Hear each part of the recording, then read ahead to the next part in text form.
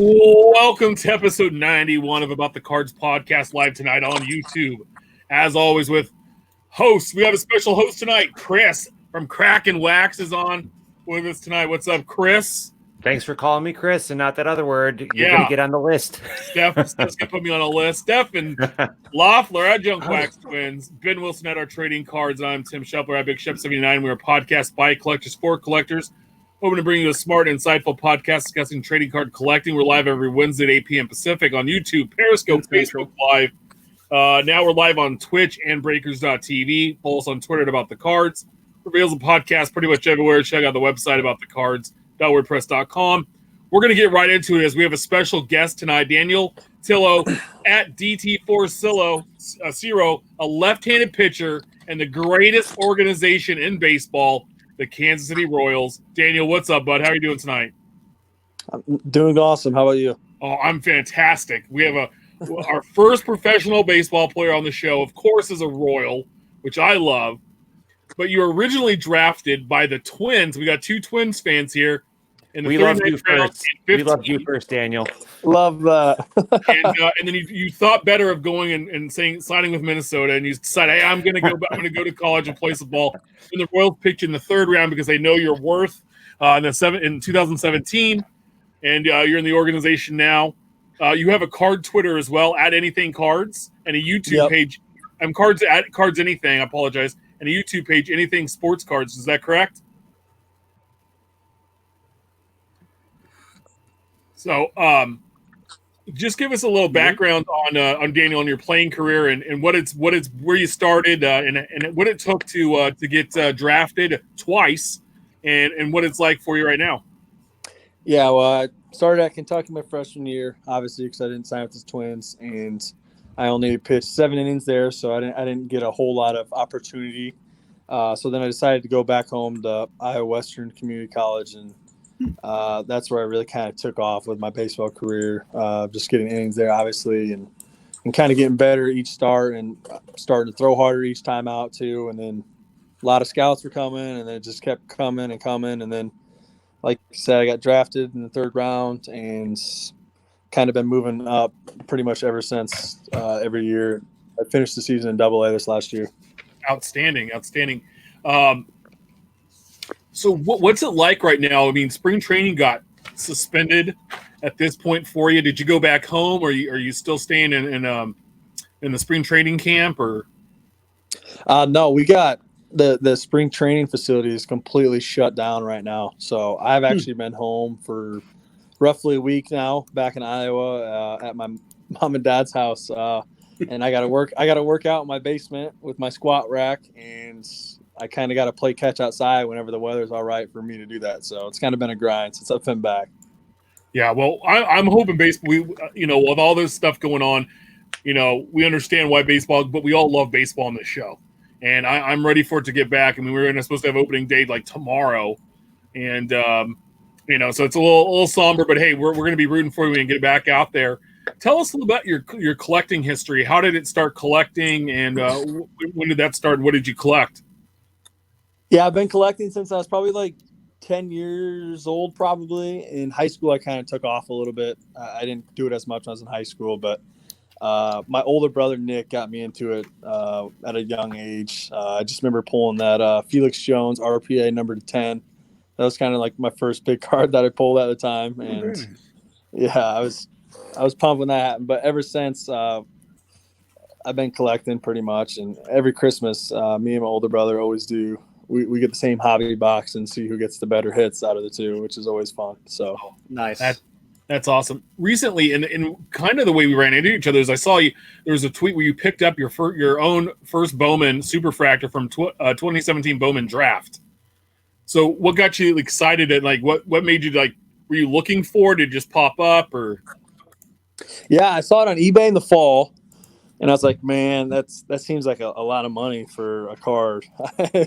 In my mind, I wasn't thinking of buying it at first, but then once I got down to Arizona, Phoenix Sports Cards, the manager, his name is Ray, was like, man, that's a pretty good deal. I see your 101 on eBay right now.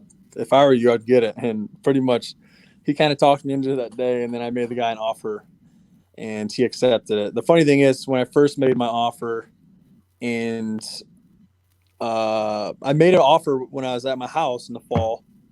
I was like, yo, this is me on the car. Is there any way, I can get a deal? Like, this seems like a lot of money for a card. At the time, I didn't realize, like, what super refractors, how much they go for. And the guy's like, no, sorry, man. Good luck this year. And the next day, he bumped it up $120, which was kind of funny. But I was glad to get it still at the same time just 2 weeks ago, and I'm happy to have it in my possession. Oh, that's awesome. I saw you picked up it was the black paper one of one as well. Yes, that was with a Kansas City Royals fan. His name's Terry, and I was like, I need my rainbow set, and he was really nice enough to pretty much give me the card, and I gave him a signed baseball, and I told him when I make it to Kauffman Stadium, I'll give him tickets to a game too. Oh, that's amazing. I love that. That's outstanding. Is there any player that you like or team that you collect or you collected before you got drafted? Well, yeah, I've like I said, it's been my older brother who got me into this. So like, I've kind of followed his way a lot of the time, and we have collected football mainly. But within the last year, I've gone out to basketball and baseball more. So I mean, with my football, it's any guys that have gone to Iowa State, or basketball Iowa State, and then football, other guys are like, it's Baker Mayfield's a big one that we've been collecting. Okay.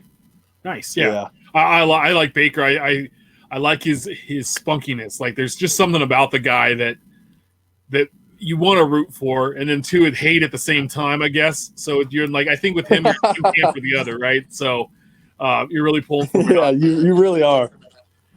Now, do you have any teammates that collect, or buddies that collect with you?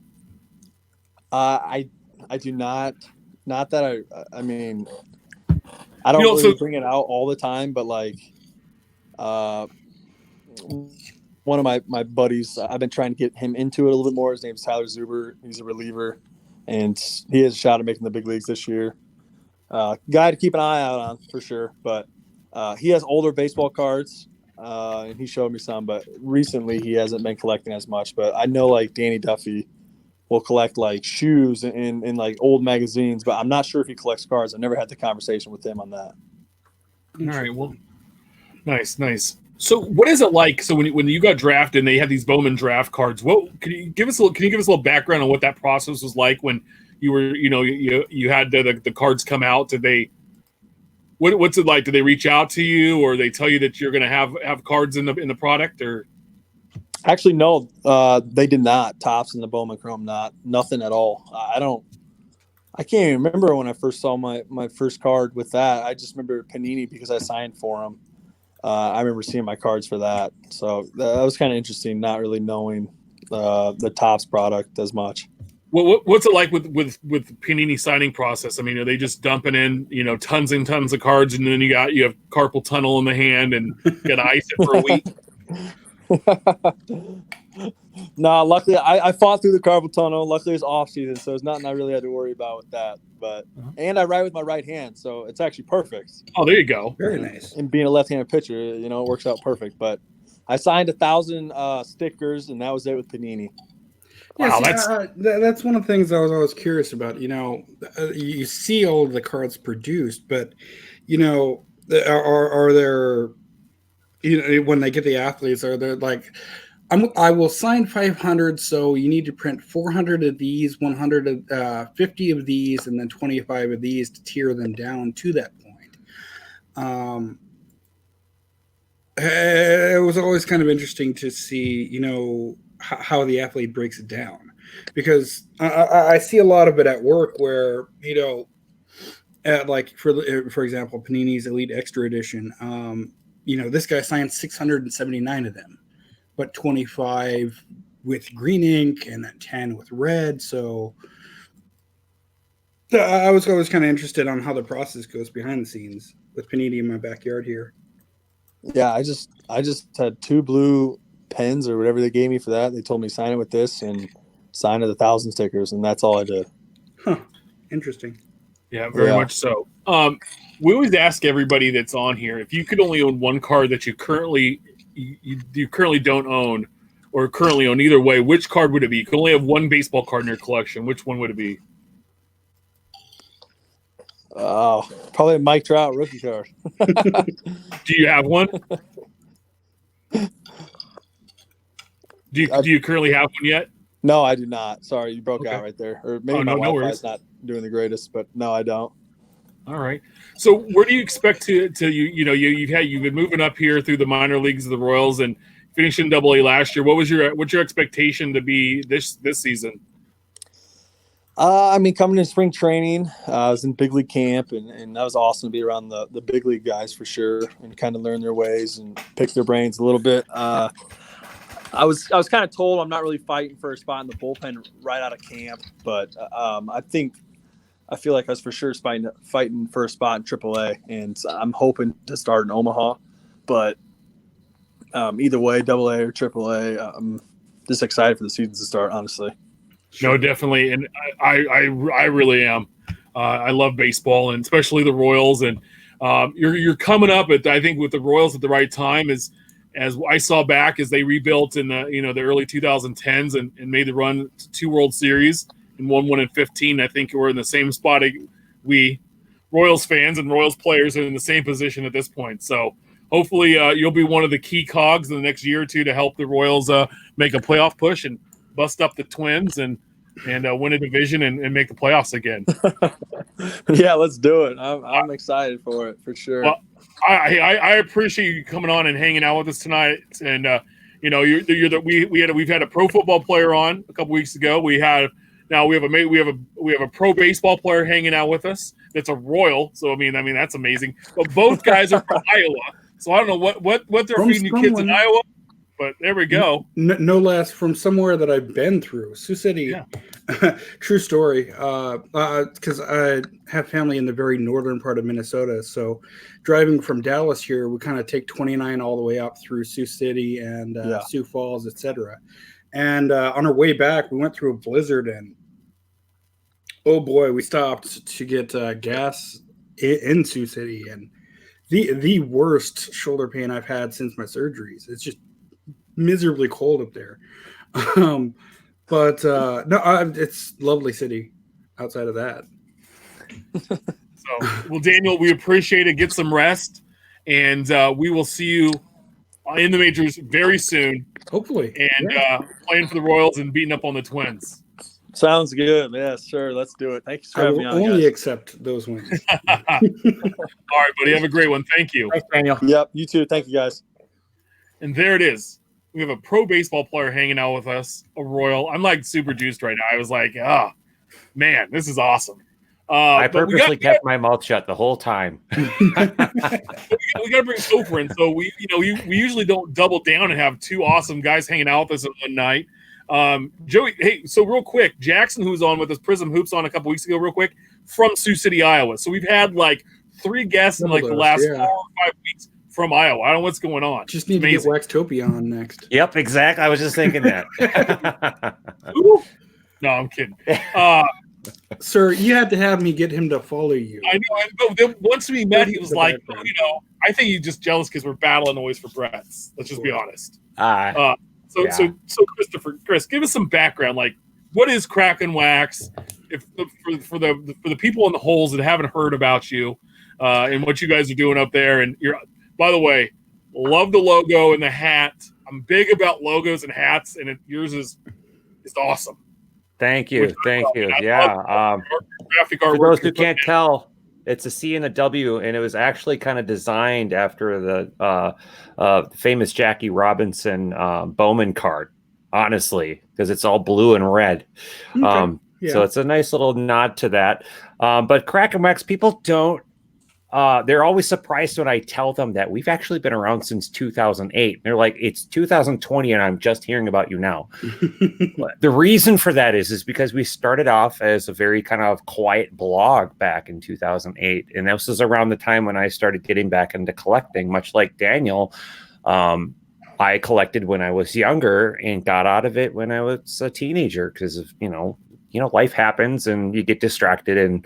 But I did get back into it, and I found other blogs like Night Owl and Card Junk and guys like that, Dinged Corners. I'm like, well, I don't know how to write, but I'll give it a shot. So we started off as a blog, and I got so into collecting that I was buying so much at the time that I'm like, I've got to do something else with this stuff. I've got too many of these cards sitting around the house. So that's when I stumbled upon breaking, which is what we've turned into, is a breaking operation, basically. But we put a little spin on it. My wife, who most of you who know me know as Literal Quirk, she is very involved with Big Brothers Big Sisters. So she and I are all about charity, and we're like, well, if we're going to do this, we're going to do this for charity, or we're not going to do it at all. And I'm like, yeah, we are. So that's where that started. We started doing breaks for charity, and it's been like that since the beginning. And even to this day, going through what we're going through right now, we're still doing stuff for charity. In fact, we got Gypsy Queen this week.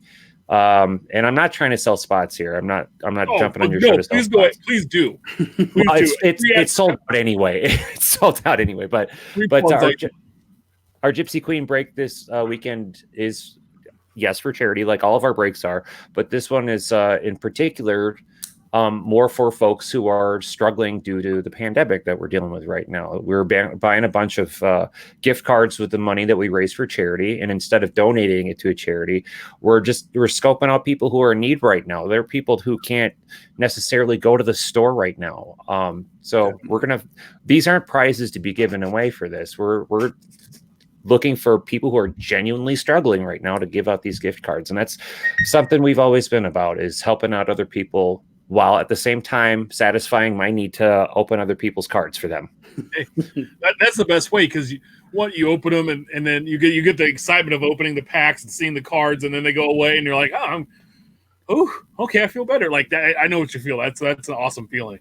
It's not fair, really, because like, they're giving me money and then I get to open their cards for them. It's not fair. Yeah, definitely. I'm a big fan of breaking done the right way, and you're doing it that way, and you're also giving it charity, because the big thing about it is it affords people to, one, get a team or a player that they really enjoy, or get into a break or a product they could not normally afford on their own. And definitely, that's what I love about it. It's like, hey, yeah, I'd love to taste this product and have a couple of the cards from that, but there's no way I can afford this box. It doesn't make. And now I can go in and I can hop into 10, 12 different breaks of different products throughout the year, and I get to taste everything. Sure. And I'm spending the same money as I would if I got to pick one box for the whole year, which it's just really good. So it's a great thing. And there are some people that do it a lot better than others. You're one of those, and it's just making sure that people get to see, who's doing it right in the right way. And I think nothing wrong with people that make money off of it, but what you do is very specific and very, very awesome. I mean, I'm just and I think it's like what, $24,000 was that was the total at the end of 2019 of what we've raised to date for charity, and that number's changed, but we haven't kept the numbers month to month, so I don't know exactly where we're at. Obviously, it's closer to 25,000 now, but amazing. I love it. Thank you. So thank you. We're gonna get into our show. I like your one that you changed to having it breaking on every certain time every single week. It's a nice knowing a schedule. And two, you're not afraid necessarily to have a theme night where, I think it was last year we had a ladies break, or, all this team or that team, or not just the regular retread of, here, I'm breaking this, you're getting these 30 teams out the door next. Well, I think that one of the ways that any business can succeed is to continuously improve, number one, and to offer variety. I mean, you do get stale and you get boring at a certain point. So, like, for instance, having to adapt to what we're dealing with the pandemic, I've changed things up once again. To your point, it's been a more rigid schedule. It's been more predictable, whereas in the past, you just never knew when I was going to put breaks up, because I have a day job. I have responsibilities outside of the house too. We're going through adoption, which takes up my time. So, Right. but now that I'm home all the time, it's easier for me to be a normal breaker and say, okay, we're posting here, we're breaking here, posting here, breaking here. But yeah, we still do throw in like the themes. Like the biggest themed break that we do every year is our Allen and Ginter charity break. I mean, that's if there's one thing that we're known for, it would be that. And we do other little things very similar to that throughout the year though too. Like you said, like we had a trick or treat break night where we were giving away, like little treats to people just for stopping by the chat room. You don't need to be in a break to, participate in that stuff, Definitely. Outstanding. That's what I love, man. Like that's awesome. We're going to get into it. The week that was last week's releases, Topps Living Week 106. We had card 295 AJ Puck, rookie pitcher of the Oakland A's, sold a little over 2,200 cards. Card 296 Josh Bell, first baseman of the Pittsburgh Pirates, sold just over 2,100. Pretty good week. First week we've had both cards hit $2,000. Quite some time. It's great to see. So I like it. I mean, it was both good looking cards. I picked up an AJ. Ben, how many did you buy? I only buy one. I always buy only one. But Ryan Cracknell had tweeted out something about this week's today, which is a really interesting observation. He thinks that the artwork appears to have not necessarily improved, but kind of improved, if that makes sense, since they went from 3 cards to 2 cards. Just a little more detail. Yeah, it's especially the guys that have facial hair. Somebody like AJ Puck and Josh Bell are perfect examples. With the long blonde locks, the dreadlocks, the beards. All of a sudden it just seems like the artwork stepped up a little bit, and that doesn't take anything away from any of the cards that came before it. But it was an interesting observation that he had, and it's hard to disagree with that. Yep. So not a bad week. We also had 2020 Topps Inception Baseball and 1920 Upper Deck SPX Hockey. Fun thing about Inception, never opened the product before, but I was out scavenging for supplies earlier this week, and I happened to down the street where the LCS is, and I pulled up and I saw a couple guys' cars I know that work there, the owner and one of the shop guys, but the sign's off, the lights are dimmed, and whatever. So I walk up, the door's locked, but they let me in there. Go, hey, we're closed. They were just kind of doing some cleaning and sorting a bunch of collections they had bought, and some guys were talking trash about each other and pulling cards, and then they decide to war, and they're like, hey, we're gonna war Inception, and we're gonna do he took the price down to was it $50 a box, and said, hey Shep, you want in? I was like, all right, well, whatever. I'm like, spur of the moment was like instant. Normally I would have said no, so I hop into it. The 3 of us wore boxes of Inception, and first time I opened the product, I'm in love with it. By the way, it got to the point where I was like, dude, oh my god, this could be addicting, because I like the card stock and the color splash in the back, and all 3 autos were terrible. I think the best auto was a Logan Allen rookie auto. But I pulled a Lux Pink out of 99, so I ended up winning 3 boxes of Inception, and so I felt way better about the product because I walked home with 3 boxes for the discounted price of 1 box. So anyway, that was fun. But that'll do it. Yeah, we need to war packs and stuff more. It was way fun. Like in the old days, like we used to war 91 Upper Deck baseball, and if you pulled that Jordan baseball card, SP1, it's done. It was done. You won. You crushed everybody. So, and then sometimes we'd war stickers, who had the best record at the time.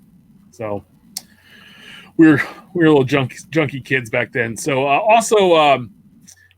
was fun. So we'll hop into hot off the presses this week's new releases. Topps Living Week 107, card 297, Luis Robert, rookie outfielder of the Chicago White Sox, and card 298, Mike Fiers, pitcher, Oakland A's. Back-to-back A's pitchers. And then probably one of the most anticipated rookies of the season. We do have a season coming up.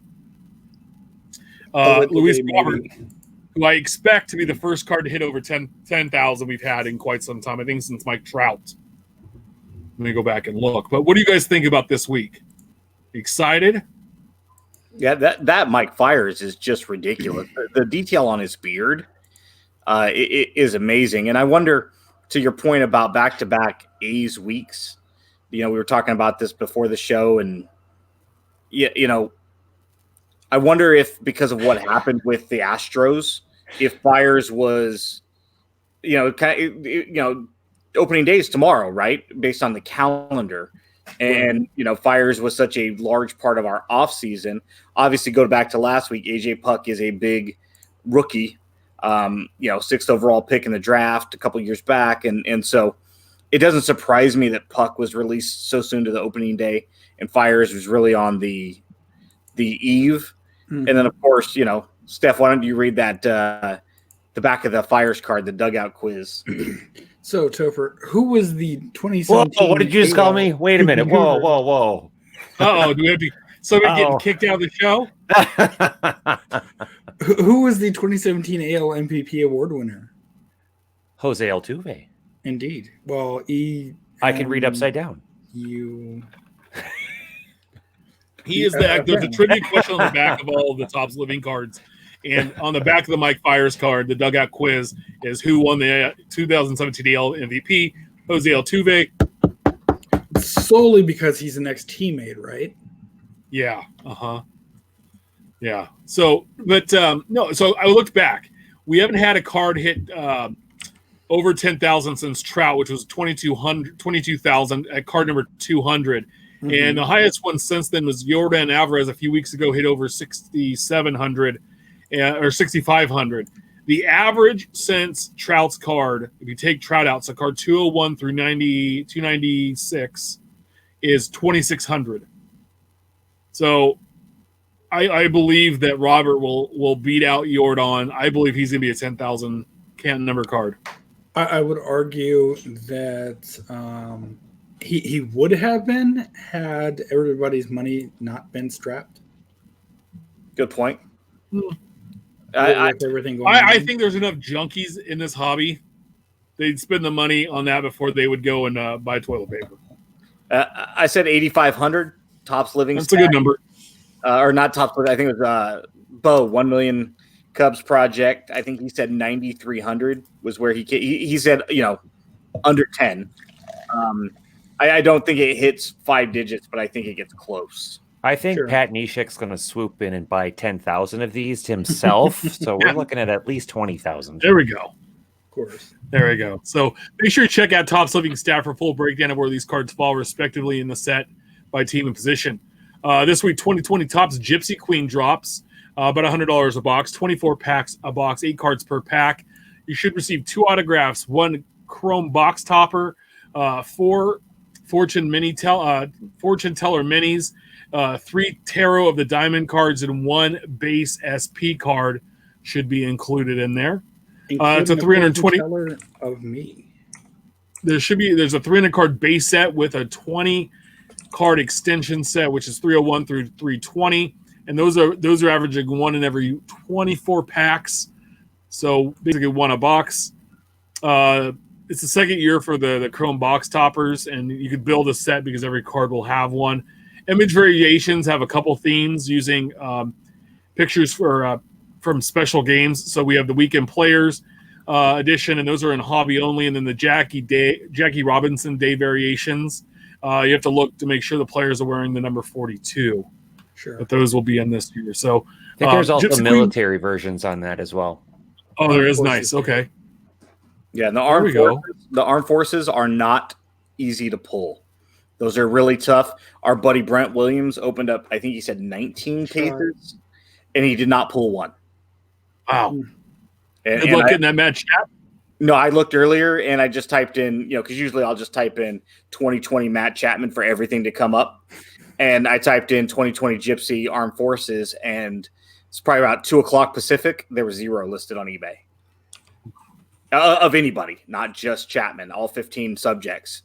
So those are going to be tough to pull. Yeah. Very similar to, I'm not a huge Gypsy Queen guy. It's a good set. Don't get me wrong. There's Steph's boy. Steph has cards this year, but I know Ben likes Gypsy Queen quite a bit. It's probably one of your favorite sets off a Flagship, right? Yeah, outside of Flagship Stadium Club, it's probably the third. I love the card stock. I love the illustrations of them. I mean, it's just, to me, it's a really fun set to collect. Fun variations like the missing nameplates, the bazooka backs. The bazooka back especially, yeah. Yeah, the bazooka backs are awesome this year. If you've seen the back of a bazooka, they're really sharp. I actually have them pulled up here. And if you like to get in-person signatures, if you like through the mail, outside of Heritage and Ginter, Gypsy Queen is right there. These are phenomenal cards to be able to get player signatures on in person. So I've always thought that this should be like how they have the mini cards, and they were more prominent in Gypsy Queen in years past. I always thought that this should be a mini card only set. It'd be the only time they do that all year long. Just the the old school mini. I like it. What's it like as a breaker when you're going through and you have if you look at the Gypsy Queen base card, they have the GQ in the top left corner, but then they flip it with a different logo, or they have the no name plate. Is that harder as you're going through to kind of catch those and during a break? It can be. I try my best to study up on that stuff, but honestly, if I'm flying through stuff, I really rely on the folks who are watching to scream at me in the chat room like, "Hey, you missed but it, especially in those smaller details like the nameplate thing. Now, obviously, like the jersey swap or something like if they're wearing like a throwback jersey, that's a little easier to see. Because I'm not going to flip a back over, flip it to the back, on every card because I know Heritage is really good about saying action variation. I don't think Gypsy Queen is very good about that. So, yeah, it can be tough. Has anybody ever tried to sort a Gypsy Queen set? I have, but like he was saying, 2012, 2013, so maybe a box. Have you seen the numbers on the backs of the cards though? Super. Yeah, they're horrible. Oh. Yeah, they've been that way. Even with the best device, you need a magnifying glass to sort them. I mean, it's outside of maybe Prizm, as far as knowing what's a donut circle or what's this, that, or the other. Gypsy Queen is definitely up there in terms of frustration, just between the missing nameplate or the GQ logo swap or the card numbers just themselves are just impossible to read. Yeah. The one thing about this set that I saw Brent complaining about was the new parallels, that the indigo and the blue look so much alike. Yes. That's what I'm not looking forward to telling apart. Yeah. So real quick, Chris, I want a quick follow-up. You'd suggested that it would be interesting to have this as a mini only.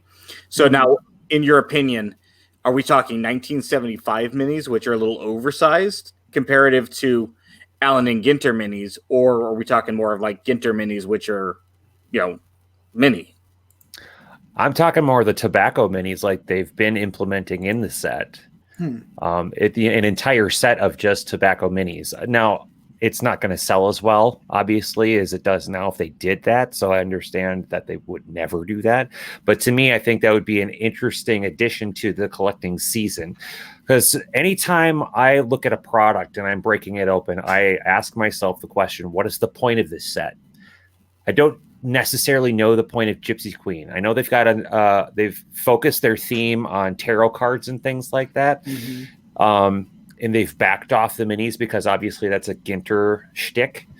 But other than that, that's a good example of the two different parallels. But other than that, so the one on the left is a little bit darker, and it's kind of like a rusticy dark, like as I described to him, the navy blue jeans parallel, whereas this is more of a blue. Yeah, no, imagine breaking that and flying through cards and seeing this parallel without seeing any numbering, without flipping over the back. You're just going to assume it's just the one or it's the other. You're not going to be able to tell the difference. Here's a blue parallel. It could be one of these two. Well, that's the thing. I mean, at work, we have a system where it tries to match things together. But if unless they're numbered differently, like the one on the left is numbered to 199 and the one on the right is numbered to 99, those are going to be difficult, and I'm not looking forward to it. I can only imagine as a breaker the headaches. Yeah, it's funny because Brent has a blue parallel listed, and I was going to text him and say, hey, wait a minute, don't you mean indigo? And then I went and checked the checklist, and I realized, no, he's right. I'm wrong. But when you go on there and you take a look at the difference between these, I mean, there's no visible difference to the naked eye if you set them 6 feet apart, which is what we're supposed to do in today's society, right? Right up against one another, you can tell the slight blue variation. But for somebody like me who's a team super collector, I go for parallel sets. You know how hard it is sometimes, like the Topps Holiday, where you have the snowflake and then you have the metallic, and people don't know what they're listing. I've bought so many of those erroneously because the person selling them did not know what they were. They were calling them the wrong thing. You're going to have people calling these blue and indigo backwards, and for somebody trying to piece together a player rainbow or specific players or God forbid a team set. Luckily, the prices are probably going to be a little bit too extraordinary for me on this one, but that's going to be a mess for everybody. So for clarification purposes, the one on the left is $250, the one on the right is $150.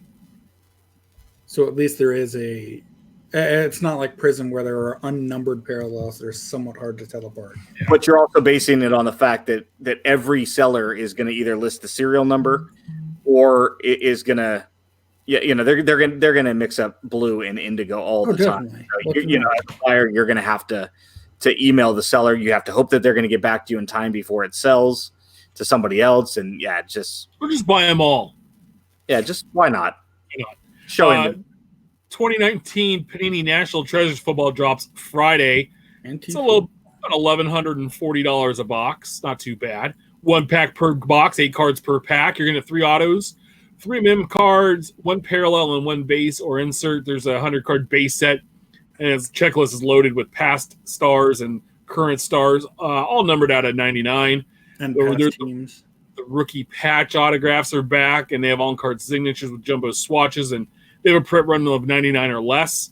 They have 2 laundry. They have a red laundry tag this year, and then the platinum NFL Shield, one of ones. So that's pretty awesome. And then they have a really cool one, the Old Glory signatures. They have a shadow box effect with the American flag, where the autograph kind of lays over the flag. That was pretty awesome. And then, of course, they have their booklets. Yeah, there's the DJ Metcalf one. So there's like an acetate sheet in between. Yeah. Or on top of, rather. Yeah. Yeah. So, no, it's, nice product. And then, he's right here. You're seeing a Terry McLaurin booklet. And it has it's a ball, but it has the NFL 100 logo, which this is the only season that we'll see these NFL 100 logos and mostly in some of the later products. We might see it next year, but last year was the only season, that was the 100th year of the NFL. So those will be pretty sharp. Yep. So, but no, this is one of the breaks this is one of the products where breaks are awesome because you can hop in and get a taste of a real high-end product without having to spend $1,100 on a box. But you also can get your nuts kicked in maybe a little bit too. So high risk, high reward, but mostly risk. Very true. It's fun to watch. I love whenever the National Treasures is opened or Transcendence or any of these boxes that are over like $500 or $600. I love to watch that break. I'll watch that break, but that's all. That's as close as I'm going to get to that. Let me tell you, Shep, I've got history, and most of you probably know this with National Treasures on the baseball side. So in the end of 18, we had a case of National Treasures baseball. So of course unlicensed, so not nearly as desirable as the NFL's version of National Treasures. We had 1 box left over, and I'm like, all right, I'm just going to sell like $37 spots. And I pull the hit of the entire product, which was at the time was Babe Ruth Lou Gehrig dual cut auto with bat pieces and jersey pieces. And I mean, the guy ended up with that card, which is who can price that one out? But ended up with that for $37. That's why people join breaks like this, because you could end up with something. There it is. You could end up with something crazy for $37. Most of the time, you're not going to, but it's still there. $37 is what was your reaction when you saw that card? My mother-in-law was in the house, so it was a little bit more tempered than normal. I mean, I really had to bite my lip. I was gonna every curse word that you've never even thought of before was about to spill out of my mouth. Yeah. But I was a lot more reserved after that break. I don't even own those pants anymore. They're gone. Yeah. You sold those to the Hall of Fame. Like the Hall of Fame of Breakers called. They wanted those pants.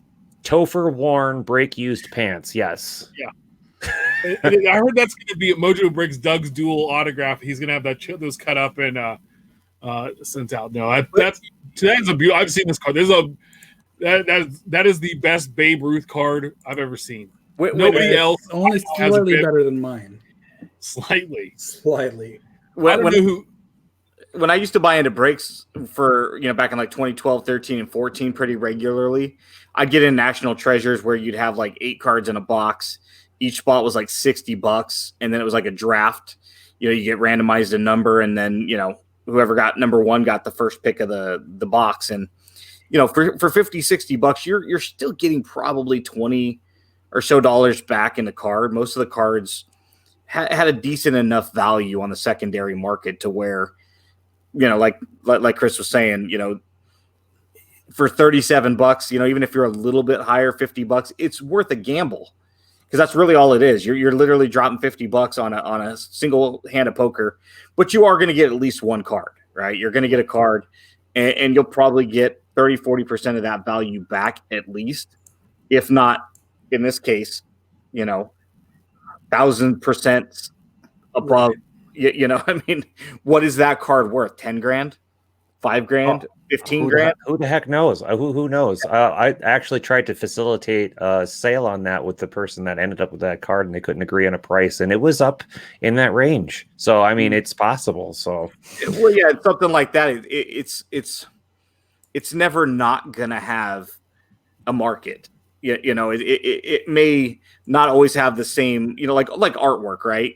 There's times to sell artwork and there's times not. Right now, it's not necessarily hot to sell Picasso, but 5 years from now, it might be a really hot Picasso market. So it'd be one of those things. But with those two guys sharing a card, you will always have a market, and it could be a healthy market. Maybe not as healthy today versus last year or next year, but getting stuck, quote unquote, stuck with that, it's not the worst, right? For the price of the less than 2 blasters. Yeah, I'm good. Yeah, no, that's pretty awesome. Also this week, dropping 2020 Panini Prizm Collegiate Draft Picks. Football comes out Friday. A little over $160 a box, 5 packs per box, 8 cards per pack. You're going to get 5 autos, so you hit a pack, 10 parallels. It's Panini's first release for the 2020 football. It offers an early look at this year's draft class, 50 picks. There's 50 draft eligible players will be in there. The draft pick Prizm autographs make up a majority of the auto content. And there's college tie autographs that come back this year with a pair of signatures, mixing rookies and some vets. Not gonna lie, that's a pretty looking card. Yeah, those All-Americans. Mm-hmm. And what's cool, this is kind of an entry levels as we're like a month out from the NFL draft. I'm hoping that it looks like it's still on schedule. And in breaking news, if you guys didn't see, Dub Mentality, Joey's going to come and hang out with us the Wednesday following the NFL draft to talk NFL prospects and their landing spots and who to excited for. So this is the first product you can put it out there that you're going to be able to get a taste of these guys. So again, if you're a college collector, if you're really hot for some football and you want to get a Tua card, this is going to be the first spot to see it on a nice quality card stock. So that comes out this week. So check out Ryan Cracknell's articles on Beckett.com/news for more details on these releases. What's brewing next week's releases, 2020 Topps MLB sticker collection drops, and also 2019 Panini Flawless Football. So back-to-back weeks where you're getting National Treasures followed up by Flawless. I wonder if one of the Flawless gets pushed back maybe. I don't know, but that's an expensive, I know they're in 2 separate months. But that's a 1-2 punch that knock you on your butt real quick. So pop an Infield Chatter, a Hobby Talk section, part of the show. The Hobby Hotline live this Saturday on YouTube Periscope at 8 a.m. Pacific, 11 a.m. Eastern Time. This guy. Doug Caskey from Mojo Breaks the Hype will be on, and then Steph and I will be on. So it's Doug and 2 dum-dums, but we're going to have some fun. Call in, hang out with us. We'll be talking for about an hour or so on Saturday. Won't be as good as last week because we had Dr. Beckett on. And Ben, he referred to us as what? I'm talking to. I mean, we throw our legend and icon around a lot, right? But all kidding aside, people like Jim Beckett and Rich Klein and a handful of others literally are the cream of the crop, right? I mean, and he's talking, and he's just like casually, he's like, I consider you guys, speaking about the cards, speaking about Drew Herndon and John Newman. He's like, I consider you guys hobby leaders, and I'm just like, pardon me, can you speak into the microphone, because I'm not 100% certain. I heard you. I think I misheard that. Yeah, it's like first off, you're you and you know my name. First off, let's get that straight. That's pretty awesome and humbling, right? I mean, come on. Go take a cold shower. And then later in the show, he's like, national, and he's like, "Oh yeah, Big Shep," and I damn near pissed myself, cried, and passed out all at the same time. He's like, and then later in the conversation, he's just matter of fact. He's like, I love your shows. I love about the cards, and I'm just like, time out. I was like Zach Morris, right? Time out. Jim Beckett just said he likes our show. I expect the same treatment, Shep, when you and I first meet. Okay. I'm gonna yell Topher from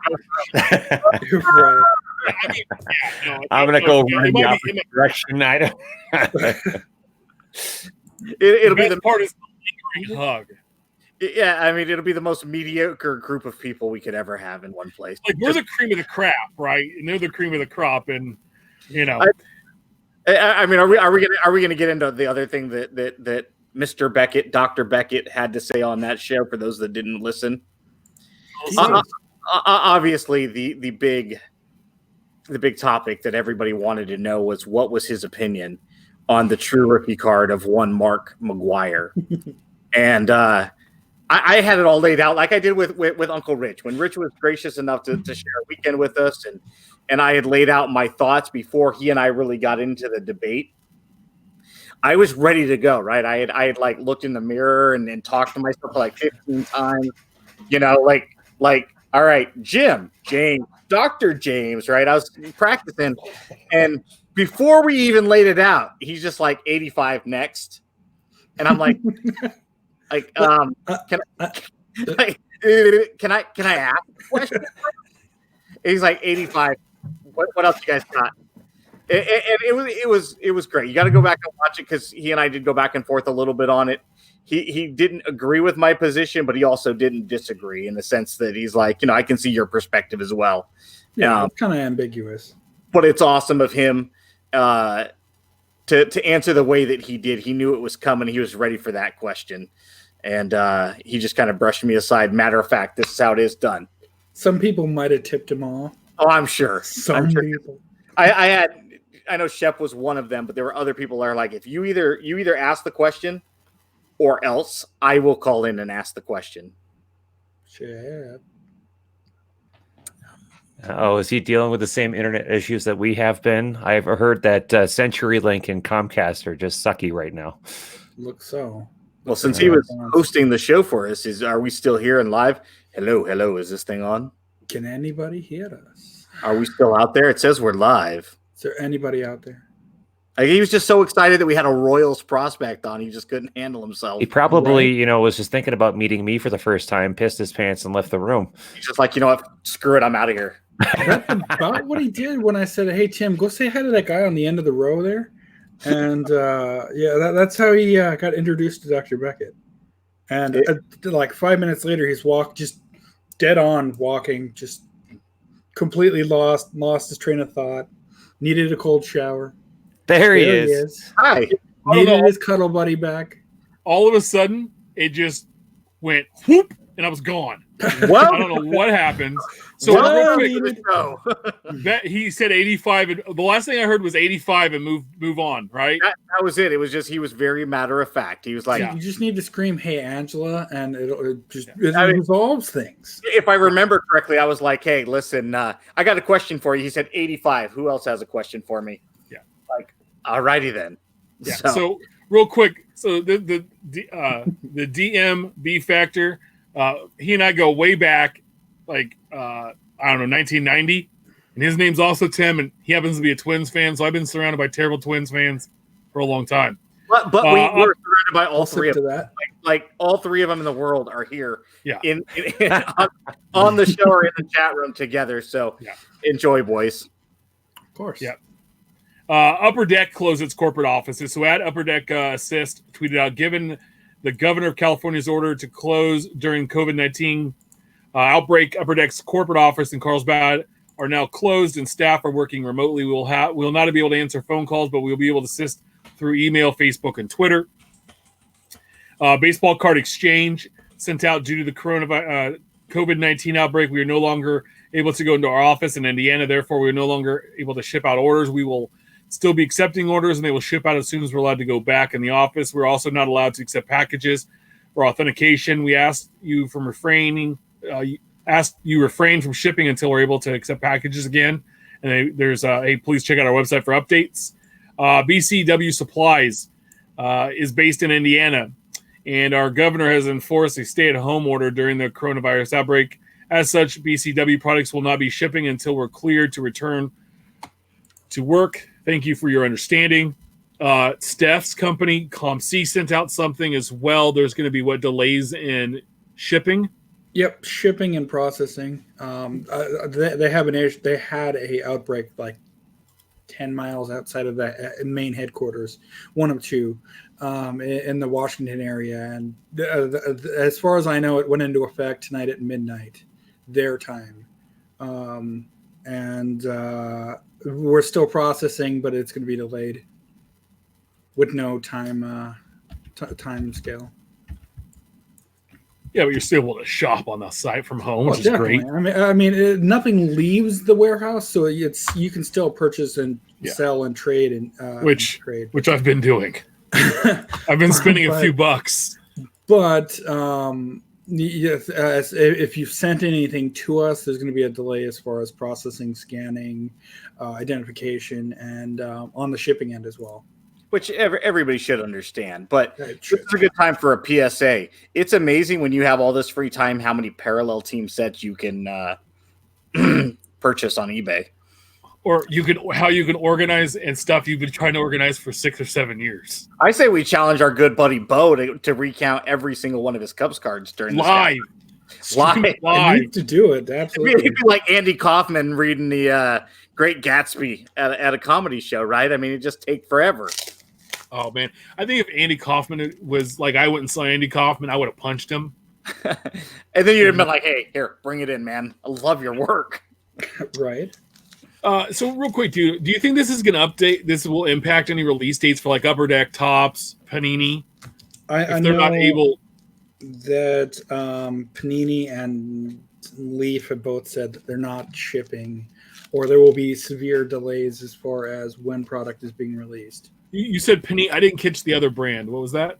Leaf, I think is what they call themselves nowadays. Mm. No, that one guy that spends $1 million on eBay. We're going to talk about that later, but right. We'll keep you posted as we see changes on any updates on release dates. But we got a sneak peek of 2020 Allen and Ginter. I love Allen and Ginter. Steph's buddy tweets out, or I don't know where the teased out a picture on Instagram. Luis had a video of him signing these. Oh, I thought it was Tortuga. What the hell is my problem? Close enough. Close enough. Yeah. But yeah, he had the pen there, and he was going back and forth, showing his piles that he had yet to sign. He seems to do this whenever he gets them in. So if you want to get a sneak preview of some products that are upcoming, because I know he had Ginter and Donruss as well. On his Instagram. Nice. Hey, I see Tim Seberg got a question about he's having trouble reaching his GTS rep. Both distributors I work with, one, no one's in the office, but they can ship because they have a few warehouse folks. The other was the same way. So I had to contact him by phone, but I was able to get orders from both of them recently. So, but no, I like it. I'm a huge fan of Allen and Ginter. I'm excited about that. I like the design. I know it's very similar like Gypsy Queen.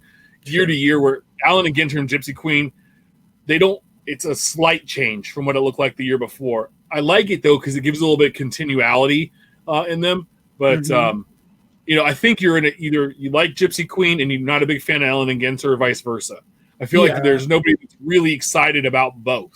Yeah, Ginter is kind of like if you like oddball stuff, but you also kind of like Gypsy Queen, and Gypsy Queen's kind of the inverse, where if you like Ellen and Ginter, but you don't like the oddball non-sport stuff, it's the product for you. Yeah, and I love the reason I like Ellen and Ginter is some of the celebs that they have in there because they're kind of a little bit random, but then also the rip cards.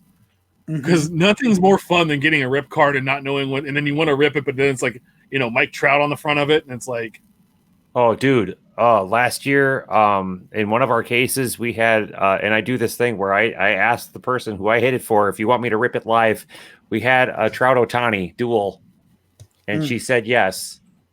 And both cards that came out were just crap, and I felt like just the worst, like I was the worst person in the world for even asking, because like that card was worthless now. It's like I ruined your card. Yeah, I pulled a Trout single, it was like out of 99, and I ended up selling it, and it because I was like I as much as I wanted to keep it, I was like I could flip this and pay for the box and then some with it, which was what happened. But I recently opened a box Allen and Ginter, and I pulled a Altuve, so I ripped that bastard open, and inside was a Hank Aaron mini, and I was like, did you bang it against a trash can first? Afterward. So some of those rip cards though sell for quite a bit on the secondary ripped. I paid anywhere from $10 to $25 for some of the A's over the years. So they're not going to be as valuable, but again, just the numbering matters. The lower the number, the better the card. I will say this about Ginter, though. It has got to be the most divisive set every single year. People are just cranky about the non-sport stuff. And I get it. If it's a baseball release and people are like, well, what's all this? Why do we have the guy from Double Dare in my baseball card set? It's just like, but that's the point of Ellen and Ginter. You got to know what it is. Yeah, if you don't like it, don't buy it. That's so simple. Well, see, for somebody like me, the reason I don't like Ginter is because I don't care for the oddball stuff. How I chose to collect, right? The oddball stuff doesn't fit into my personal collection, and there aren't as cool parallels. We were talking about the Gypsy Queen Blue and Indigo parallels. They're still both pretty, and I would love to have a team set of those. But when you go to Ginter, outside of like the silver parallels, and then you got the minis, and then you got Ginter X, which is a separate release, but an extension thereof. There's just not a whole lot to collect unless you start to get into, the mini parallels and all the different packs, which I as much as I hate Ginter, comparatively speaking, I spent a fortune a few years ago when McGuire, I think it was 17 or 18, when he was in there, and all of a sudden, next thing you know, I'm not going to – my wife may watch this. I'm not going to tell you how much exactly I spent, but I got one of the metal ones out of 3. And did you have a blackout shopping spree just typing like, McGuire. I got a brand new credit card, and I'm like, this is for emergency only. And I'm like, oh, there's a medal. Guess what? Emergency time. McGuire emergency. To my point on him leaking stuff, here's Series 2. Looks a lot like Series 1. About to sign.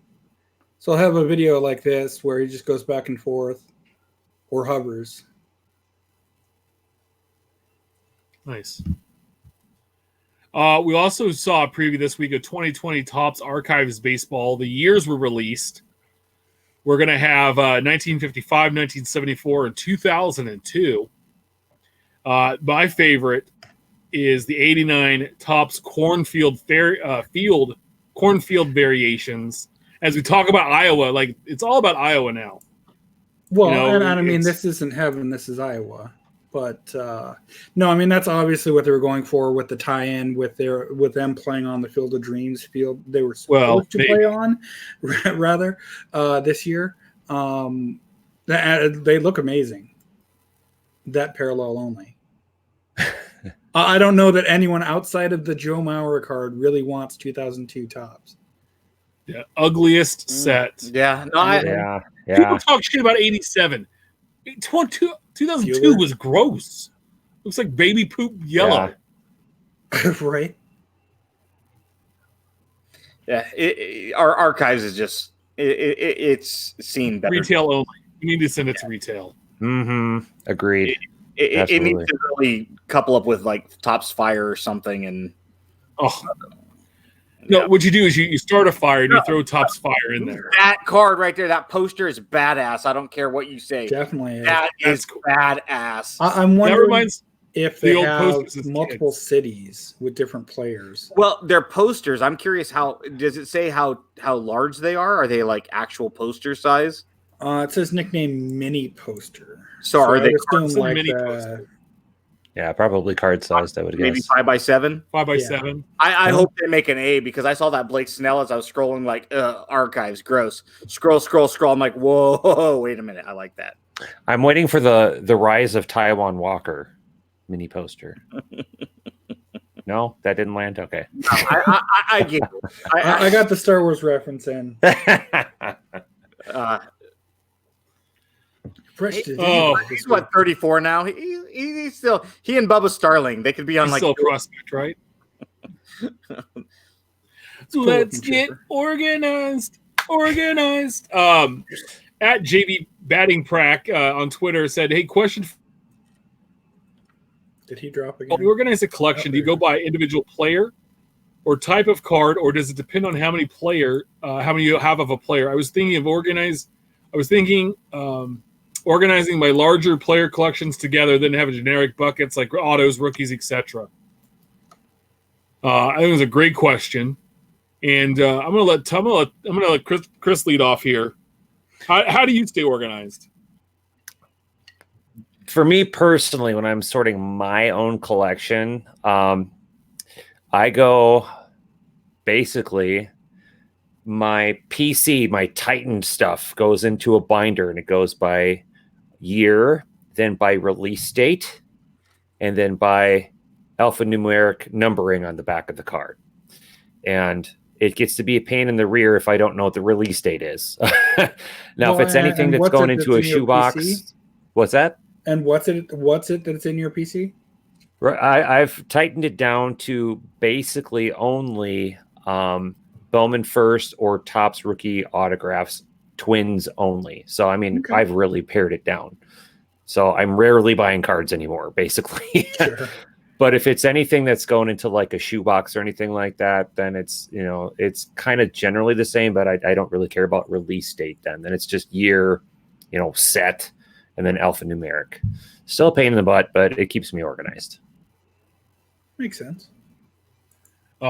Steph, yep. You just put everything in a box, right? And just keep it in your head?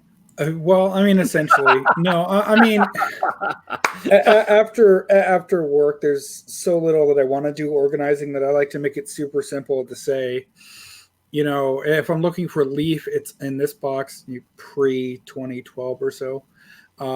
If it's Donruss, it's in this binder. If it's 89 or 92 Upper Deck, it's in this binder. So I can just go to the binder wall and say, I want this one. I need to add some to this in this range. So I guess I do by company, by year. What about you, Benjamin? With all your A's cards? Everything is in the binder pages, team sets and inserts from 1909 through current. By year, it goes in alphabetical order. So obviously, Donruss, Fleer, Leaf, Topps, Upper Deck, depending on what year it is. And then as far as like the individual years, Topps would be, Ginter comes before Gypsy, before Series 1. Series 2 is what I call them instead of flagship. And then on the individual pages, they're alphabetized by player last name. The only one that deviates from that is actually Gypsy Queen, because generally what I'll do is try to get two separate parallel sets. So like this year, I'm going to try to get the missing nameplates in the green. So I'll do, across the top, it'll be base and then green and then missing, and it'll go to the next player. Because Gypsy Queen has, again, 10 Ace cards, or 11 because of the 2 extended base. So it's easier to do them that way if you have that many team sets. So, again, it just depends. With autos and relics, I put all those in binders as well, and I separate those by players, and that's just aesthetics, because otherwise it's a mess. It's just kind of like put all your autos of Matt Chapman together in no particular order, because they're all badass. Yeah, and you guys can kind of see over here. I have a bunch of tops singles here, and then these boxes basically appear like certain players or rookie cards that I've collected, that I've put together, and then over here I have all my binders, and I sent out a few pages of that with all those with my base set, my Topps baseball and football sets, and then my player sets I'm finally organizing, and I'll be working on the team stuff here as we have some more time. So from chat, do your dividers go in front or behind the cards, Topher? You do mostly binders, right? Let's see. Oh, and like the shoe boxes, and especially when I'm sorting for breaks, I put the dividers in front of each. Front. Thank you. Yep. Mm-hmm. Neither of some good in you, despite being a Packer fan. No wonder it took 2 years to get you on this show. Hey, as long as I understand what's going on, I mean, no one else is digging through my cards, so who cares? Hey, as they say in March Madness, one and done. That's right. No, I mean, you're all kidding aside. You're right. As long as you're organized, no matter how you choose to, because we're all going to choose something different that works for us, right? Back is the way, but hey, that's okay. Yeah, there are certain things, that are non-negotiable. First off, 1987 Topps is a national treasure. Correct. In order, if we can keep three things as a country: number one, Declaration of Independence. 1987 Topps is 2. Statue of Liberty is 3. Let's just get that out there right now. 2 or 3 you can see here in Dallas. So, but yeah, as long as you're organizing as a breaker, obviously you being uber organized is even more particular and precise. It's annoying how organized I am. I hate it sometimes. See, sometimes you have to be I'm like, if I change like my labels on one box, all the rest of them have to change. Yeah. So I really have to decide, like, okay, I'm really going to be, because I get very odd about that. Like if I change the font, there was, with everyone home, someone had shared hashtag show us your bookcase, I think. And I'd posted a picture of my freshly built IKEA bookshelf, and hashtag show us your shelves, as it were. And I should have shared my shelves. It looks nice, but it slightly bugs me. To your point, Tim, here shared that all of the binders aren't identical. Some of them had the 2 little black dots, and some of them are a little bit more shiny than others, and some of them are in bigger, thick things that, eventually I'll end up maybe buying all of these and just combining everything into individual ones, but it slightly bugs my OCD that, this one doesn't have it, or, for example, 50s, 60s Topps, 70s Topps, 80s Topps, 90s Topps, 2000 Topps, 2010s Topps. 2020 doesn't have the little rivet right there. Maybe that's just me. Speaking of OCD, I was right in the middle of a project late February of 2014. I had all my player collections in my Excel spreadsheet organized by first name for whatever dumb reason. Right. And I decided it should actually be by last name. And, we're talking about 20,000 line items. And so I decided, all right, it's time. And there's no way to sort it either because they're all in the same column, not individualized. So you literally have to kind of cut and paste and move shit around. And again, late February 2014, because the morning of March 1st, I'm like halfway into this project. And literally it's like cutting it off halfway through midstream when you're urinating. I walk down the hallway and my wife looks at me and she's like, dude, going into labor. And I'm like, you can't go into labor right now. I'm halfway through this project. This is not where I thought this was going. So I'm driving down the freeway and I'm just like, my head hurt all weekend as we're having this baby because I'm just like, man, I got to get back to my spreadsheet. But this is super important, I think, too, right? I should probably be here for her. But I'm also really. You notice he says, do you really have to think about that him anymore? She's in the bedroom and she went to bed early. And why would she listen to us anyway? I mean, we're just us, right? But as soon as the baby gets born, I'm like, he's healthy, cool. I got to go home. I got to fix this real quick. Worst timing ever when your wife is like uber ready to give birth to decide you're going to start a multiple hour project. Yeah, not a good idea. Yeah, so it was a great question, and we've seen a lot of great ones. And hey, real quick, what was the hashtag again? Hashtag show yourself shelves. All right. I'll paste it in chat. So we're going to give a shout out to Drew Herndon. Let me get that Podagraph. He had Brian Gray on his show recently, and our buddy Mike Summer. So all these hobby hotline guys. I thought Summer had a great tweet. He said, let me get this Podagraph interview with Brian Gray is fascinating. Interesting takeaways. One, Brian says he spends 98% of his eBay purchases are 98% of his eBay purchases are auction versus buy it nows. And takeaway two, historically, Leaf spends $300,000 per month on eBay for buyback inventory. Yet he packages that crap up out of the back of his Hyundai. He's at the Whataburger. It's just so that's like 3.6 million. Is my math right there? Something like that. I love Drew. He's a great friend of our show, and he's a fellow co-host of the Hobby Hotline. But I didn't listen to this show because I'll tell you why. I already know what it said. Leaf is the greatest product ever. We need an exclusive license. Everybody wants to sue us because they know we're great, and I hate Colin. And I just figured that's exactly what it said. Where's my Rolex? No, my house is worth my regular Rolex versus my business Rolex. I left my other one in my Beamer. I got to go get it. Sorry. My watch cost $10. You know why? Because if I ever break it, I don't care. I'm out $10. You'll wear one. I used to buy when I was in high school. I'd buy dollar. I'm really rough on sunglasses. I'd buy them from the Dollar Tree. Why? Because I only wear them in the car. And a friend of mine bought one for $300, and I was just like, "Dude, you're dumb." I said, "Check it out, dude. Mine, if it breaks, it breaks. I'm out of $1." And he's like, "But these are great," and he explains why. And then we were doing like a 24-hour relay to raise money for the community, and he set them down on his cot because we were in ROTC, and so we were, we had the barracks out there, and somebody sat on him, and I heard crunch. I'm like, "Oh, dude!" And he's like, he started crying, like literally tears. Because we were 17, right? $300 is hard to come by when you're 17. I'm like, if that had been me, dude, I'm out $1. 98 cents, $1.04 after tax. No big deal. I was like, On the other side of that, though, your sunglasses, while they were $1, did say Play School on them. They did, and they're really tiny. McDonald's. And they stretch out over the noggin like that. I mean, come on, they're like a Mr. Potato Head set, but hey, they fit my noggin.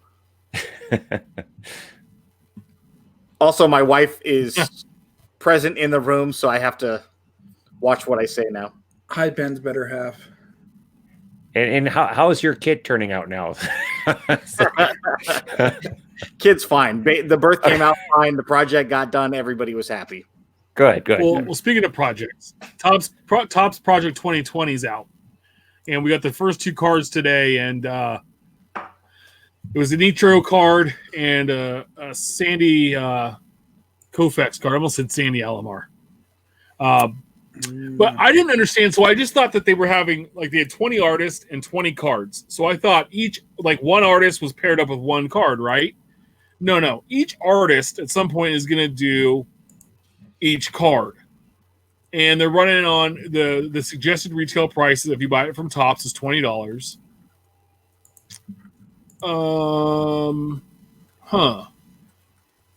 Which is neat. But now you're talking, there's 20 cards, 20 artists.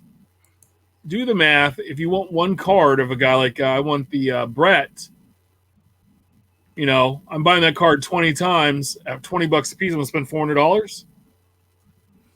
Yep. This was such an awesome idea. They were teasing it. And then they're like, we're going to get all of these different artists from different facets of the world, right? We're going to get a jewelry designer and a clothing designer, and we're gonna have graffiti artists and tattoo artists, and they're gonna reimagine 20 iconic cards, and it's like, wow, this is gonna be awesome. And my love affair with the 87 McGuire, that was one of the 20 they selected for what we have to assume is going to be the first year of this. If it's successful, I'm sure they'll bring it back next year with 20 more iconic cards. And we didn't know how it was going to be rolled out. And then, they tell us yesterday or the day before that it's not just going to be one artist, one card. It's going to be one artist doing all 20 cards. And then it came down to, okay, but what's the price point? And I was way excited, hoping it would be, $5 to $7, bucks, somewhere in that range, just like Topps Now and other on-demand products, Topps Living. And they dropped today at $20, and it's like, dude, now it's going to be $400 if you want to collect one of each, maybe a little less if you can catch them on the secondary market, but even those are going to sell at around $18. There's no money if you're bundling it or if you're buying, in bulk. Like some of the people do on the secondary market. There's just not enough room to go any lower than $18. Even then, they're barely making a profit at all. And, for me, there's two A's. There's no way I'm spending $800 to collect all 40 cards now. And Chris made a really interesting point about Gypsy Queen earlier that I'm going to bring back. He asked himself, Topher. Christoph. Sir, we got Torres, we got Stale Gum, you have SRU Chris. There are too many Chris's in the hobby. There really are. There are. That's why we call you Topher. But the point about Gypsy Queen, what are they making this for, right? Sure. This Project 2020 literally is designed for those that at least in my opinion, it's designed for people like ourselves who collect certain players. They've got the 75 Brett for Tim. He's going to want it. They're literally reaching out and saying, you're our guy. This is who it is. You're in a boardroom saying, it's Tim, it's Ben, it's our friend Mark Hoyle in the Red Sox, and it's so on and so forth with your favorite players. If they had a Canseco, I'm sure our buddy Tanner Jones would be all over it, right? That's who the target is. And then they put it at a price point that makes it not unaffordable, just not very palatable for most incomes to do it in such short order because of how frequent they're going to release these. It very well could add another $60 to $80 to your card budget just for one player, let alone trying to chase two or more of these. And the other thing is, with such a novel idea, you're telling me that even somebody like myself isn't going to want to maybe consider buying a 52 Willie Mays because there's going to be one out there that's going to be absolutely ridiculously gorgeous. Mm-hmm. But yeah, I as a Brett guy, I'm gonna play by ear when they release a Brett, and if I think it's a cool rendition of it, I'll probably buy it. I don't see myself pulling the trigger on all 20, but we'll see. I just thought it was interesting because it got really people got real aggressive about it today. No, but a couple more things, just real quick. Mark Hoyle brought up an interesting point. He said he wants one or two of the Ted Williams, but he'd rather wait until they all get released before he decides which two he wants. But the problem is, I can honestly see that the print run being really low on some of these, and the secondary prices after the 48-hour window has expired. Some of these are going to be really hard to find weeks or months later, where you almost have to decide in a 48-hour window, are you buying this one or not? Because and well, at least the resale value would be there. You could probably get your $20 back pretty easily. I'm sure. But one interesting thing though, our friend Matt Topps Living Stat did bring up in reference to some of us that might be on the fence. He's like, we know that a Topps Living card will go from $5 to $8 basically as soon as the Wednesday deadline expires. The secondary market jumps by a couple bucks. He's like, it'll be interesting to see what happens with the Ichiro and the Koufax on Friday when the 48 hours ends. Right now, if they're selling for $18 to $20, do they jump to 25, 30, 50? It'll be kind of interesting to see because that's also going to help determine, whether or not that's something you're going to want to buy now, because it might be, blank or get off the pot. You're going to have to buy it now or suck it up if you decide down the road to change your mind. Speaking of spending, has your spending slowed due to what's going on right now? I mean, eBay offered the other day a 10% off any $50 or over trading card purchase yesterday, but during this outbreak and the social distancing and everything that we're experiencing right now, have you slowed any purchases down from normal? Well, so I'm glad you bring this up because one, I wanted to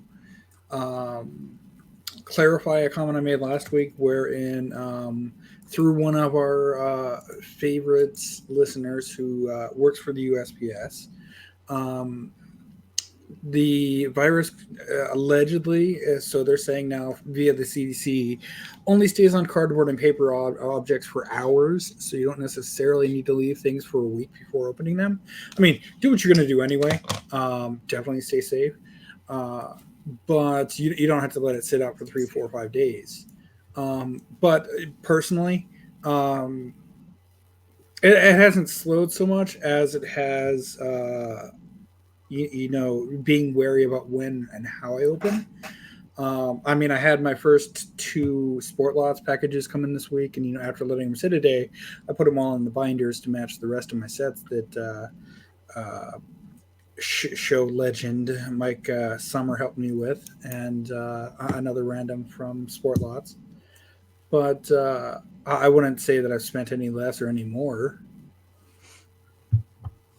Yeah, I mean, I saved mine up, and one is because I did a big mail day open the other day. Mm-hmm. That's more just to provide some content and do some more things, and we're trying to provide some more videos and things for people to watch during the week because more people are stuck at home and looking for entertainment. So that's why I saved up, I don't know, like a week's worth, and I'm going to continue to do that because, one, I had a lot of fun doing it because I forgot some of the stuff that was coming to me, which is always fun when you forget, like, oh, yeah, I bought that card. Well, yeah. So I requested shipment on that. But I've seen other people that normally, stuff that you and I know that normally spend, they buy some nice cards. And they're not buying $1 or $2 cards. They're buying a couple $100 cards, but then just, nope, I'm stopping because of this situation. Sure. And I don't know when I'm going to go back. And it's like I'm more in the selling mode. So. And another thing that I've noticed, at least on eBay per se, is that I've been getting a ton of, hey, I see that you like this. Here's an offer at X% off. Be the first to take it, and it's yours. Yeah. And, maybe that's just people either getting laid off or trying to make deals to make ends meet. But it's just a thing that I've noticed. Well, I want to jump in as a breaker. Sure. During this time, we have had to personally at Crackin Wax increase our output because me personally, I was sent home last week from my day job. And being sensitive to other people who are potentially also being sent home, having to rely on either no income or at best unemployment, which is like half of what your income normally is. We are actually spending more on product and selling more product than we normally do. People are still wanting to buy. But the thing, though, is that we have recognized and noticed it's not that they want to buy and spend a ton of money. They still want to buy, but they don't want to spend as much money as they have before. So the approach that we've had since last week is that we're selling much, much more affordable breaks. Like we're talking like $12 for 2 teams and a couple of boxes at a pop. And my profit is like the slimmest of margins possible while still trying to pay my own bills. And personally, as a breaker, I'm buying more product than I normally do. I'm selling more spots than I normally do because the buying hasn't stopped. Secondly, also as a breaker, speaking of the mail thing, Stefan, what I'm suggesting to our buyers is that when we're shipping stuff, we're safe and healthy and clean here in house. But if you're still not feeling comfortable with even your delivery person touching your mail day from us, put on a pair of gloves, bring the box or whatever inside into the garage and set it down for a day. Let it run its course for a day because the virus is only, like you said, going to last for hours. Mm-hmm. Then go out to the garage the next day and open it. I mean, your cards aren't going anywhere. They're in your possession. Sure. Or let it sit in the mailbox for a day. Good advice, yeah. Exactly. It's going to be there. As long as you know that it's there and in your possession, don't harm yourself. Don't risk it, Yeah. So unfortunately, it's given me more time to shop for cards. So that's been a thing. But it's been through Sport Lots and from ComC. So Sport Lots, I've been sending some stuff to boxes, to the box thing, and then through ComC, obviously I'm not going to take the shipment yet. So that's been helpful. I bought my Topps Living. I bought my Topps Living today. I went on and bought some Luis Robert cards and a couple other things, but my spending was kind of slow anyway because there's not been a ton of releases out where I'm trying to chase stuff down that's going to be on eBay. I'm looking for some older singles for team sets and stuff like that 20-cent cards that no one's selling on eBay. So real quick, Chris, you had mentioned that people are tending to buy more, and with an economics background, that fascinates me anyway. And I kind of chuck that up to idle hands, right? We have more time.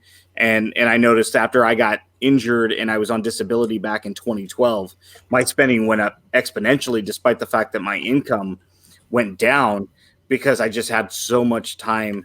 And it kind of, you can't turn the TV on right now without hearing something about the virus. Mm-hmm. And so back in 2012, my knee hurt constantly, and I was exercising and I was doing rehabilitation, and going on eBay buying cards was cathartic, and it kept my mind away from it. But my question to you is, if you track your customers, and I'm sure you do to a degree, are you seeing more new customers, or your current customer base just buying more? So you are seeing more. I'm seeing more of both. And I think it's to do with the more affordable approach to breaks, because I've been doing the whole case break thing, where instead of doing a box or 2 boxes, it's been a full case. So of course that goes up in price exponentially because of that.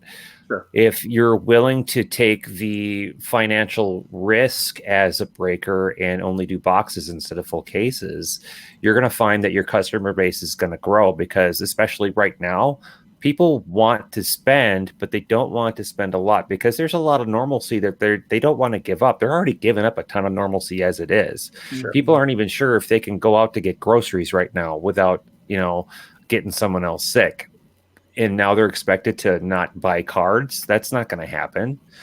Now, as a breaker, I find it's my responsibility not to rake people over the coals right now, for crying out loud. I'm hardly making money the way it is. Why would I expect anyone else to fork over, $300, $400, $500 per break? I'm not criticizing any breakers who do that, because if there are buyers for $500 breaks, hey, that's their money. They can spend it however they want. But for me, my perspective is I have much less money. I know my folks do too. I know I don't want to take the normalcy out of their lives. Let's try to work something out. And aside from gaining new customers, the big feedback that I've actually gotten is thank you for offering this. Sure. Thank you for giving us a cheaper way to do this. Thanks for doing this more often. And, thanks for keeping the normalcy. That's really what it's all about right now. I think there was a good 3 or 4 weeks there in a row where you'd had the fresh products that we'd bought into just because it was X price plus whatever else you want to pay. I think it was Donruss, Topps, and Heritage. So I guess 3 weeks in a row.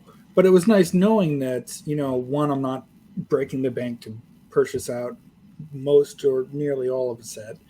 But 2, this is when it's breaking, and 3, in addition to the price, what we tacked on was going to a good cause. Yeah, that's something else that we've introduced this year, is what I call a name your price break, where I set the minimum price at a 0% profit. Anything you decide you want to pay above the minimum price on those particular breaks, that's not on every one of them, but on the name your price breaks, get divided up between our profit and charity. That's how we are able to donate to charity this year. Sure. Which is a novel idea. And, right now, what you're doing, what I'm sure other breakers are doing, for me personally, I started taking a peanut butter and jelly sandwich every day. Every day I take that instead of spending $10 over at whatever restaurant I decide that day. Mm-hmm. That's 2 Donruss parallels I can buy right now, right? At $4 or $5 a pop. And, you think about that. I'm not spending any different money, that it's just rediverting, right? So the world as a whole, we can't go out to the movie theater. We can't go out to dinner. So now we're having to eat the macaroni and cheese at the house, assuming you can find it, right? But basically the reason I think that people are still spending in the hobby and with breakers and on eBay is because you for some of us, we still have the same income level. We haven't lost our jobs yet. They hasn't been impacted. We just don't have other avenues to go spend our money. So Steph said the perfect thing. This is the perfect example of when a hobby is a break from the world. Yeah. And that's what it is. I mean, we're trying to, like, the hobby's always, like, I've had people in my family say, man, they're like, Tim, baseball cards, trading cards are such a great hobby because it's something you love. You love sports. You've met some great people. You love talking about it and being involved in it. I said, yeah, but it also, like, really, for the most part, I love doing it. I love organizing cards and sorting cards and doing that stuff and talking about it because it wipes away, like, it washes away the dirty of the workday, right? And when we're going through something like this, it just kind of brings a bright spot to it. And that's why, like, I know Ben reached out, and I think we're going to have a mail day from Ben coming up soon where he's going to open his mail and show everything he got.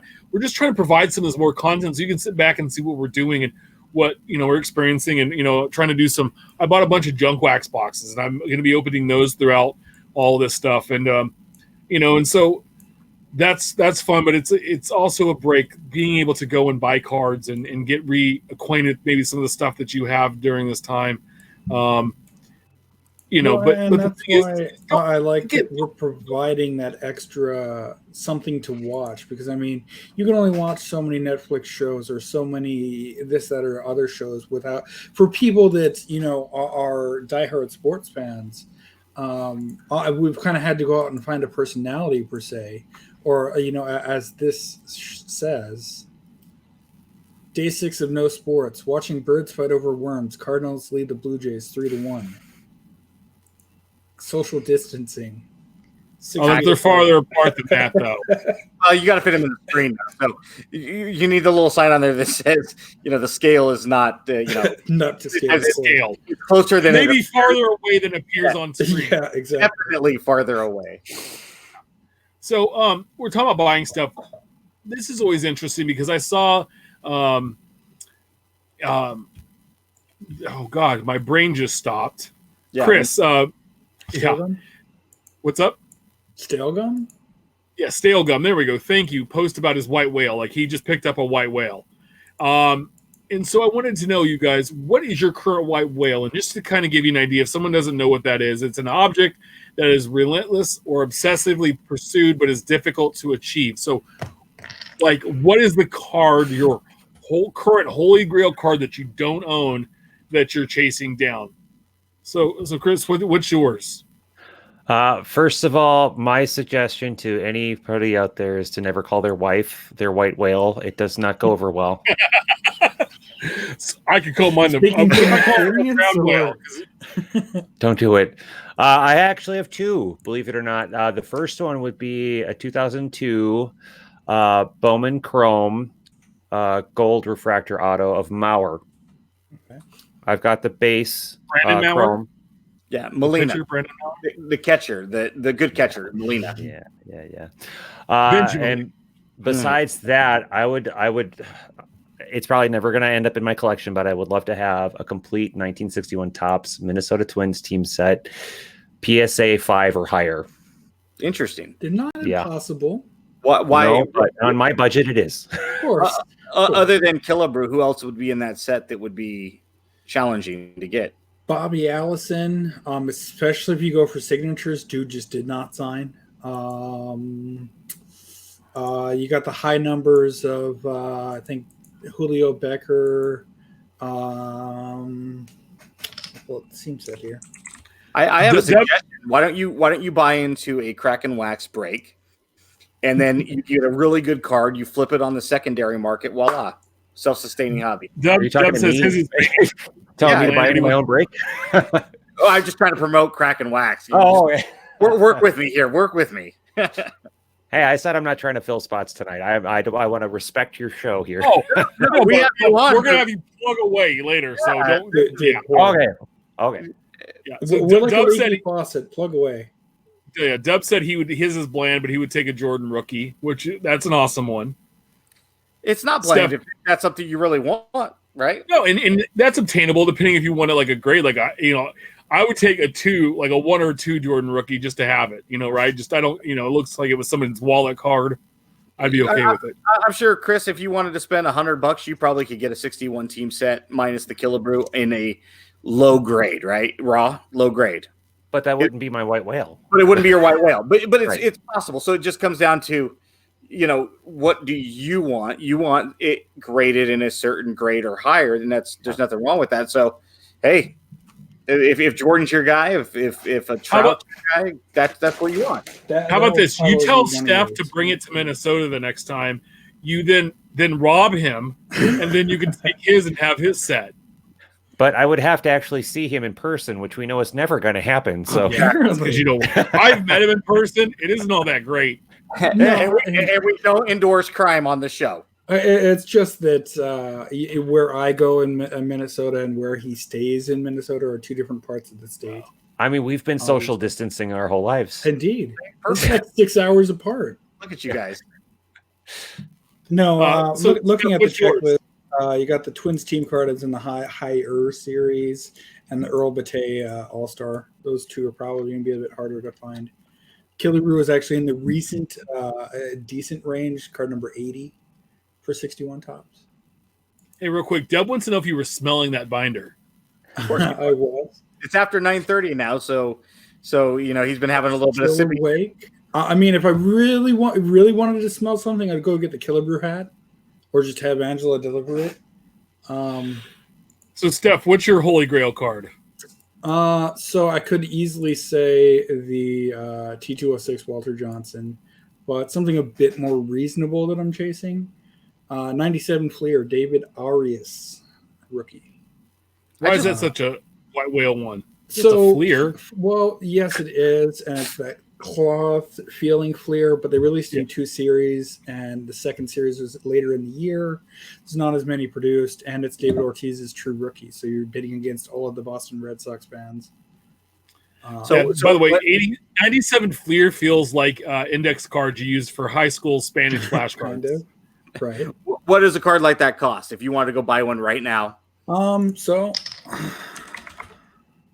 I believe I looked it up just shortly ago on eBay. There was one for $60.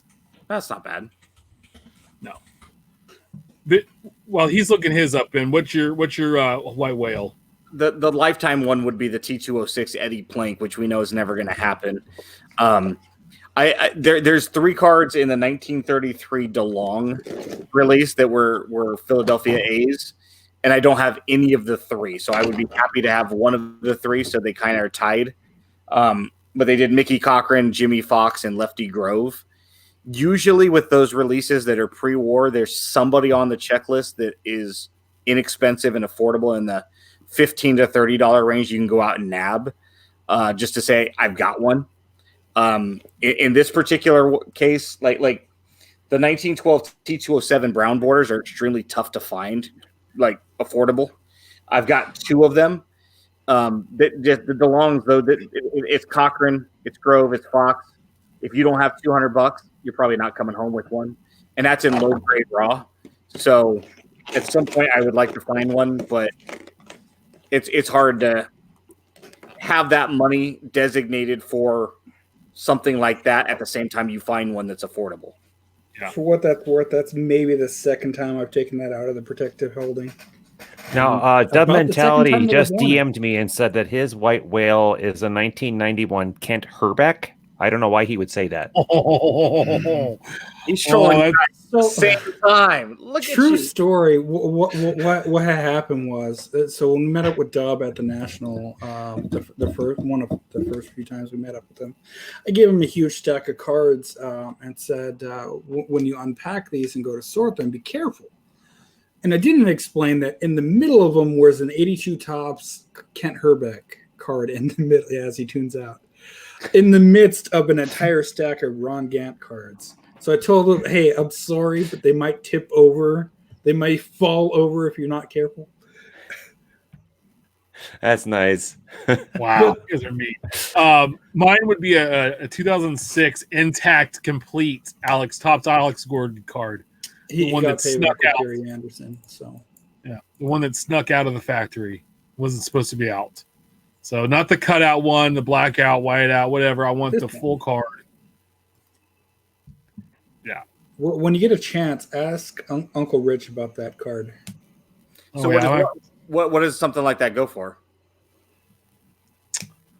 A few $100, I want to say. Gotcha. Because I mean, really, that's again, that's obtainable, but it's like that's probably going to be the last one. Like I pick up, you know what I mean? Like you have that last one, you slide, and that would be it.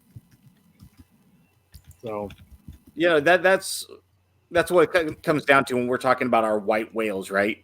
Yep. You know, Dub says he wants a Jordan rookie. Okay, well, are we talking about something that is authentic but low grade raw? Just to say you had one?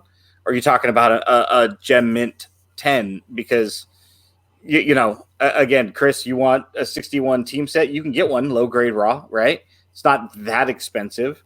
But if you have a desire to have it graded 5 or above for each card, and now it gets more expensive. Now let's put a price point on it. Are we talking a couple $100? Are we talking a couple of $1,000? Because now you're talking about the Killebrew, you're talking about the high numbers. Some of the ones in the 60s are just nasty, especially if you get into the late 60s, early 70s with O-Pee-Chee. I mean, I could have easily said, I want the 1971 O-Pee-Chee team set of the A's, where each of those cards are $50 to $70 each. I mean, one of them is not inexpensive, but when you need to get 25 of those suckers, it's so, a lot of it also depends when you're talking white whale. Are we talking about a card that, it is just something that's not very common versus something that's just expensive? Well, to me, white whale, it's like once you get your white whale, well, now what? Does it end there? Right. Well, it's at that whole that high, right? I think Tanner has shared that graph before. The high of getting the card, the low of having to wait for it, the high of it coming. The high of opening it, the low of now I got it, now what? And then the high of searching for that next one. And the good news is you'll never have it all. No matter how small your collection is, no matter how defined and focused it is, you'll never have it all. And there's pre-war cards on Twitter that always finds new collections and says, oh, hey, check this one out. There's like the 1933 Uncle Jack cards today that has like 20 cards on the checklist that has a Jimmy Fox and a Lefty Grove for me to collect. And I'm just like, I'm not even putting that on my checklist because the only ones that are on eBay right now are graded and they start at like $5,000 and above. And it's like, just sell your car. I'd sell my quick 2 cars. Phil Hughes showed off yesterday his Tatis Sapphire Superfractor auto that he bought. That was his white whale. That was his white whale. He said that he didn't say the price, but he said he spent more money on that one card than he did his first 2 cars he ever purchased. So are you thinking like $50,000? I'd say probably 30 to 40. He said that he paid the person several next home mortgage payments. So, well, the person that had it was in Minnesota, so I'm gonna guess that Phil didn't actually pay too much. And there was actually a great comment though on that card. Someone had said that Phil spent more on Tatis than the Padres did. About right too. So, yep. So Dub says that he'd also like a Peyton rookie. Peyton's rookie was one of those I was able to knock off. I was able also to knock off at the National was a Terry Bradshaw rookie. So that was in a white whale is more of like a gray whale. Sure. Great whale. But it was up there. Like I had a list of cards that I went to the National buy and I got all of them but the Alex Gordon. There was like 6 cards I was really trying to hunt down. Not that I couldn't buy one; they had them there, but just with everything else I wanted to pick up, that was. So because it's usually part of our guest questions, if that's your white whale, what's one that was one until you got it? The most recent one for me would be the Byron Buxton Bowman First Chrome Auto, which was gifted to me. So nice. Yeah. That's outstanding. All right, so we're gonna let you take, Chris. We're gonna give you a few minutes here before we head out as we end the show. Plug everything you want. What's going on? Website, Twitter, anything you want to plug. Basically, you plug the name Crackin Wax. That's CRACKINWAX. So there's no G in there. There's no, it doesn't start with a K. Crackin Wax. You can find that word on Twitter or Facebook or Instagram or Google Plus if that still exists. I think, I don't know. Crackinwax.com is the main base of operations. We've been loading up breaks at 11 a.m. Central, Monday through Thursday and Saturday. Next week, we're actually changing that. It's going to be 11 a.m. Central and 3 p.m. Central because our evening folks are like, hey, I can't get into your breaks. So 11 a.m. Central, 3 p.m. Central, crackinwax.com. Our YouTube channel is basically where I prefer people to go to when they're watching our breaks, but you can also find us on Periscope, Twitch, Breakers TV, if that's still a thing. I think it is. I think we're on there now, but I don't know if anybody's been watching there. I just thought it was cool from Restream. I could add it on there, so we did. Yeah, I did the same thing too, and I'm like, well, if anyone comes in from there, it'll be a surprise. Outstanding. So basically, anywhere you can find us, video-wise, you can find find Crackin Wax. Check out the site. Check them out on Twitter. Great follow. Great people in the hobby. I mean, this is awesome. This is the first time we're really interacting in person. We've had, obviously interacted on Twitter, but if we had to have one twin fan on the show, I think you're going to knock Steph out. So let me ask the obvious: when's the return of the cat voiceovers coming? Well, unfortunately, one cat has been in the cat hospital for the last week, so it's going to be a little while. So, yeah, but yeah, that's actually our most viewed video, if you can believe that.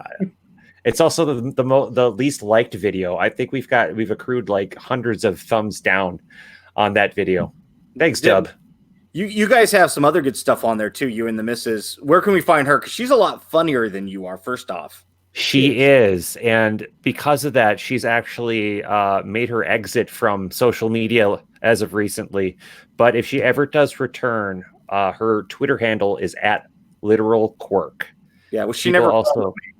What's that? She never followed you? No, I mean it's like I'm like your 904th best friend or something like that. I think. Are you trying to get on her list?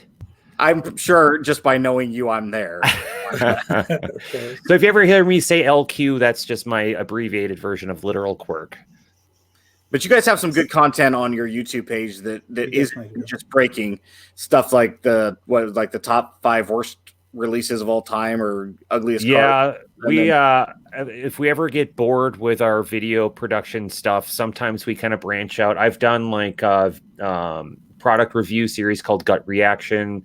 We've done list videos where she narrates. I did recently have some guy comment on that video saying, I hate when women talk about sports. Okay, guy. Okay, that's nice. As the dude's typing in his mom's basement, and he's hey mom, where are the pizza rolls? I hate women. Hey, mom. That's how you know you've made it on YouTube, is when you get a troll comment like that. Right. we just have a troll on the show and with Ben, so that's right. And that's how I know I made her list, because I say enough dumb stuff on Twitter and a daily and a week. If she's seen anything I've posted, I'm on the list. Yeah, so if you want to know what this is not even our opinion. We actually polled a bunch of people across Twitter, Facebook, Blowout Cards, what everyone thought were the 5 worst baseball card products ever at the time. And we just edited this video that had to do with that. And you'd be surprised how many people are like, you are wrong, your opinion is wrong. And I'm like, it's not my opinion. It's you guys told me the 5 worst. Also, the 91 clear makes a big appearance, by the way. The word opinion, definition of opinion is it belongs to me. I cannot be wrong if it's my opinion. I can be wrong if I state a fact and it can be refuted. But my opinion, unless you say that 87 Topps sucks, then your opinion does suck and it's wrong. Other than that, but no, you guys have some good content. You got some stuff that's really, really. That's the most mediocre comment of the night. C-. Speaking of trolls. Well, Ben, I appreciate that. Thank you very much. No, yeah, you got some fun stuff, and we wouldn't mind seeing more of it because it is, whether it's opinion or whether it's a collection of opinions, it's presented well, it's narrated fantastic, and it's fun. It's good content, and I hope while you have some extra time, maybe you'll make some more videos for the hobby to enjoy over the next few weeks. Well, thank you. And may I just say thank you very much. I know this has been like years in the making, finally getting me on here. And I'm not being ass kissy. I really mean this. I really feel like I've been invited into the presence of royalty. I mean, I know you guys don't think that, but stop. I am like young Anakin Skywalker to the Jedi Masters, except you're smart enough to not train me. Well, I've been trying to get that down, but you keep ditching me and dodging me.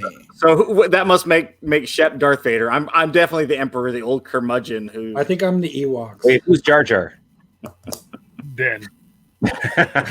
I'm like a combination of a couple of the most hated characters. You make a list of the top 10 most hated Star Wars characters. I'm 7 of them. Now that's what I call pod racing. Exactly. Well, and plus, where else are you going to find, if Shep will pull it back up here, the best way to get rid of Gary Anderson cards? Those were some of our first videos that we did. Yeah. Gosh, that is old school. That's all right, though. Those are the ones that are probably the best because they're not professionally done. It's just like, I hate Gary Anderson. Screw you. I have fireworks. Let's do this. Yeah. Honey, get the camera. This is happening. Right. And on that one, the funny thing, a neighbor was watching me film that, and here they're screaming in the background, "Yeah, buddy!" Nice. You got that random Bills fan. You Scott Norwood next. Well, we really appreciate. I mean, it's an honor, and we're so excited to have you on the show. When we first started doing this, we had a list of like 10 or 11, 12 people that were like, these people have to come on the show at some point. And I think you complete the list that we made. Yeah, just about. And we really appreciate it. This is it. You're done. It is. You're our white whale.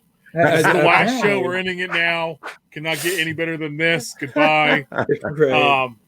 Thanks very much. Yep. We'll head out tonight. One last thing. Are you still selling the Panini Point T-shirts? Oh, yes. We didn't mention those. So I'm not in trouble for that yet. So okay, there are T-shirts that you can enjoy. They're not Panini points. No, they're just points. They're points. They're doesn't say Panini on that at all anywhere. What are you taught Panini points? My favorite thing is Panini points are poop. Yes. So actually, that is something I've been doing. Oh, thanks, Steph. Is if I do pull a 150 point card, I buy that person that shirt. Nice. Yeah. So, I haven't sold one of those shirts yet, but well, see, now that's the thing, because I know I saw Waxtopia wearing it at the National. He bought that himself. or a very similar one. Yeah. That was the one, yeah. That's some cool gear. That's some cool gear. Does I imagine some of that money probably gets donated as well, or is yes? Yep. Mm-hmm. See, and that's a fantastic. I mean, we've been blessed and had T-shirts sent to us, or we bought T-shirts of some of our good friends, Dan at Korean Cardboard, Dub at Dub Mentality, and some of our Mojo Break, and it's fun to wear each other's gear because it's fun to promote our friends, and that's why we feel honored to have you, because we've been chasing you for 2 years, and you're like us. You go to bed early, right? It's like essential people. If I didn't have this podcast on a Wednesday night, I'd have been in bed before Paw Patrol. You know what I'm saying? Right. Oh, you had to say it. Now the song's in my head because it's all Robbie wants to watch anyway. A minor tidbit here. So on the back end of stuff that people can't see on the ComC website, where we have the 2020 Donruss listed for the Blue Shark parallel, I put do in the set notes, and if any of my coworkers get that, props to them, but I highly doubt any of them will. I know that song frontwards and backwards, and I've even made my own version. I still need a couple of Baby Shark parallels because I'm completing that set too because why not? I got a bunch of extra time on my hands, and I had 4 of them, and I only needed 9. So it's like, well, now let's do this, right? They're missing 5. Yep. Actually, I had one on my desk. They So are did nice. The emoji cards are fun, and whether you like Donruss or not, they're fun, and they're not bad. I'm not a Donruss guy. I had so much fun the other day. I opened up a 2 hangers and a blaster box, and I definitely got $40 of fun out of that. So, yeah, the hangers were a lot. So those are our final thoughts tonight as we head out. Remember, we're live every Wednesday at 8 p.m. Pacific. 10 Central. YouTube, Periscope, all the places. Make sure to subscribe and review our show on all platforms. We really appreciate it. Follow us on Twitter about the cards. Follow Ben at Our Trading Cards. Follow Steph at Junk Wax Twins. Follow Chris at Crackin Wax. You can always follow me at Big Shep 79. Please share your hobby stories, great polls, and send your questions our way. Keep collecting. We'll see you next week. And I'm gonna have a video tomorrow. I'm gonna be opening 89.90 hoops for a retro rip. Come check that out. David Robinson's rookie year. Let's see how many Davids we can pull. 3 of them. See you next week.